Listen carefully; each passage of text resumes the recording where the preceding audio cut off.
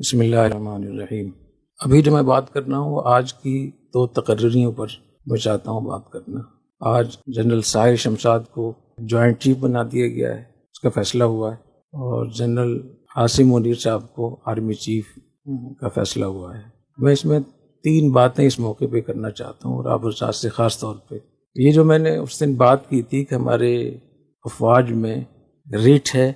Discipline ہے، merit ہے system میں، اس بات کی ایک بہت بڑی دلیل ہے جو اب جو تقرریاں ہوئی ہیں کہ جنرل ساحر شمشاد وہ ایک یتیم تھے، ماں باپ ان کے بچپن سے ہی فوت ہو گئے تھے، اور وہ کچھ مدت تک یتیم خانے میں رہے، ان کی پرورش یتیم خانے میں ہوئی۔ اس سے ثابت ہوا کہ یتیم بھی یہاں تک تینوں مسلح افواج کا، آرمی، نیوی، ایئر فورس، تینوں کا مسلح افواج کا سربراہ ایک یتیم ہے جو اپنی محنت کر کے وہاں تک پہنچا، اور آج اس کو 4 اسٹار جنرل بنا دیا گیا ہے۔ دوسرے جنرل عاصم منیر ہیں، یہ حافظ قرآن ہے، نہ صرف اکیلے خود حافظ قرآن ہیں، ان کے والد صاحب بھی حافظ قرآن ہیں، اور ان کے 2 بھائی بھی حافظ قرآن۔ تو یہ 2 تقرریاں اس بات کی دلیل ہے کہ یتیم ہو لیکن اس کے اندر کوالٹی ہو تو وہاں پہنچ سکتا ہے۔ ایسا نہیں ہے کہ آرمی چیف ہے تو اس کا بیٹا بھی آرمی چیف ہی ہوگا، اس کی کوئی مثال بھی موجود نہیں ہے۔ دوسرے جنرل عاصم حافظ قرآن ہیں، اور حافظ قرآن بھی ہیں، اور انہوں نے علماء کی مجالس میں جب وہ قرآن مجید پڑھتے تھے تو علماء کرام سے ان کی تجوید اگر اچھی نہیں تھی تو کم بھی نہیں تھی، اتنے بہترین قاری ہیں قرآن مجید کے، اور قرآن مجید کا ترجمہ بھی جانتے ہیں،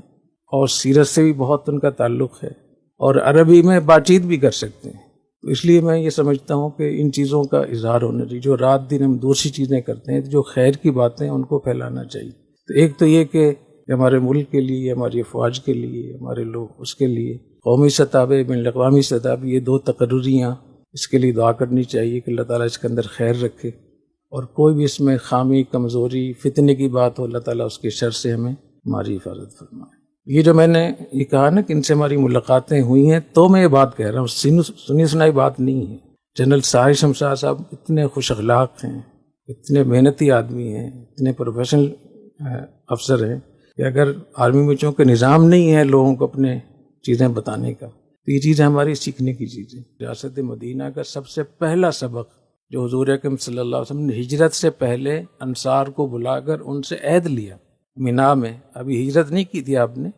یہ جو 72 مرد گئے تھے اور 3 خواتین تھی، 75 لوگ تھے کل۔ تو حضور اکرم صلی اللہ علیہ وسلم نے بیعت عقبہ، مشہور ہے نا وادی عقبہ، وادی عقبہ اس کو اس لیے کہتے ہیں کہ وہاں بیعت لی گئی تھی، بیعت عقبہ۔ وہ بیعت کس بات پہ تھی؟ بایعنا رسول اللہ صلی اللہ علیہ وسلم علی السمع والطاعہ فی عسرنا ویسرنا وفی منشطنا ومکرہنا وفی اثرۃ علینا۔ ریاست مدینہ بنانے سے پہلے آپ نے یہ عہد لے لیا تھا کہ ہم بات توجہ سے سنیں گے اور اطاعت کریں گے، اگرچہ ہمارے حالات اچھے ہوں، برے ہوں،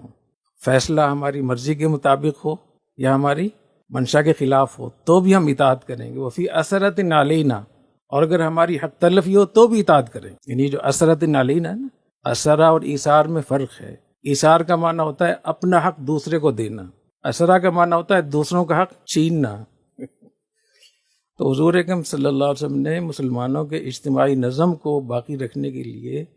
ریاست مدینہ بننے سے پہلے یہ عہد لے لیا تھا کہ جو فیصلہ ہو جائے اس کو، میں سمجھتا ہوں کہ اب یہ جو فیصلہ ہو گیا ہے اس کو ماننا چاہیے، اور ظاہر ہے کہ کوئی ایسا فیصلہ نہیں ہو سکتا جو سب کے مطابق ہو، ہر ایک کی اپنی اپنی ترجیحات ہیں، تو فیصلہ تو ایک ہی ہوگا نا۔ تو اب جو فیصلہ ہو گیا ہے تو حضور اکرم صلی اللہ علیہ وسلم کے ارشاد کے مطابق، اور جو ہمارے سیاسی حالات ہیں، معاشی حالات جتنے خراب ہیں، جہاں ہم بالکل ایک جام ہوئے ہیں، اس سے نکالنے کے لیے ہم سب کو دعاؤں کا بھی اہتمام کرنا چاہیے۔ اور یہ بہت اچھا موقع ہے کہ اللہ تعالیٰ نے ایک یتیم کو جوائنٹ چیف بنا دیا ہے اور ایک حافظ قرآن کو آرمی چیف بنا دیا ہے، اور چونکہ وہ قرآن کو جانتے ہیں، قرآن کا ترجمہ جانتے ہیں، سیرت کو جانتے ہیں، تو مجھے انشاءاللہ بہت امید ہے کہ وہ بہت خیال رکھیں گے، ایسی چیزیں نہیں ہوں گی جس سے خام خواہ کی فتنے کی بات ہو، انتقامی بات ہو،